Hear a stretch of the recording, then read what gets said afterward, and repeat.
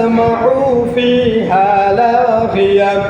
শুধু তাই নয়, এমন জান্নাত আল্লাহ রাব্বুল আলামিন দান করবেন যেই জান্নাতের মধ্যে কোনো প্রকার দ্বিধাদ্বন্দ্ব নাই, কোনো প্রকার ফল ফলাদির অশান্তি নাই, যেই জান্নাতের মধ্যে কোনো অশান্তি নাই, শুধু শান্তি আর শান্তি, সুখ আর সুখ।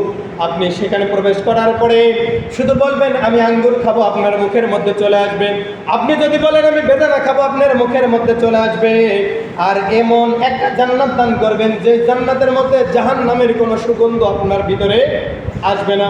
তবে আপনি বিভিন্ন হাদিসের ভাষায় পাওয়া যায়, আপনি যখন জান্নাতে প্রবেশ করবেন জাহান্নামীদেরকে আপনি দেখতে পাবেন, জাহান্নামীদেরকে দেখতে পাবেন। এই বিধান আল্লাহ তাআলা দিয়ে দিবেন। কেন দিবেন? কারণটা হলো, যদি আমি দুনিয়াতে ভালো কাজ না করতাম তাহলে ওদের মধ্যে জাহান্নামে নিপতিত হতাম। বলুন নাউযুবিল্লাহ। আর আমি ভালো কাজ করার কারণে আল্লাহ রাব্বুল আলামিন আমাকে এত সুন্দর জান্নাত দান করেছেন। বলুন সুবহানাল্লাহ।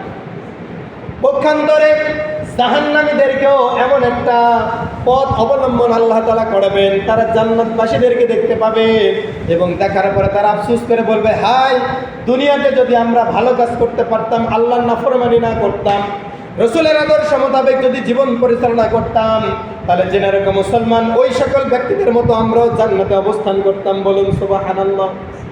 তাহলে জান্নাতি ব্যক্তি জাহান্নামী ব্যক্তিকে দেখবে, আর জাহান্নামী ব্যক্তি জান্নাতি ব্যক্তিকে দেখার পরে নিজের আফসোস করতে থাকবে। আর এই কোটেশনগুলো আল্লাহ তাআলা কোরআনের মধ্যে দিয়েছেন, যাতে করে আমার দুনিয়াবাসী উম্মত মুহাম্মাদি যেন জানে, বোঝে এবং সেই মোতাবেক যেন আমল করে আমার জান্নাতে যেন আসতে পারে। বলুন সুবহানাল্লাহ। আল্লাহ তাআলা বলেন, ফিহা আইনুন জারিয়া। শুধু তাই নয়, ওই জান্নাতের মধ্যে আল্লাহ রাব্বুল আলামিন এমন একটা ঝর্ণাধারা প্রবেশ করাবেন, যেই ঝর্ণাধারা দিয়ে কোনো দিক দিয়ে বের হবে দুধের নহর, আবার কোনো দিক দিয়ে বের হবে শরবতের নহর। এমনইভাবে আল্লাহ রাব্বুল আলামিন ওই জান্নাতটাকে সুসজ্জিত করে রেখেছেন। বলুন সুবহানাল্লাহ। তাহলে বলেন তো, এরকম জান্নাত আমাদের পাওয়ার দরকার আছে না নাই?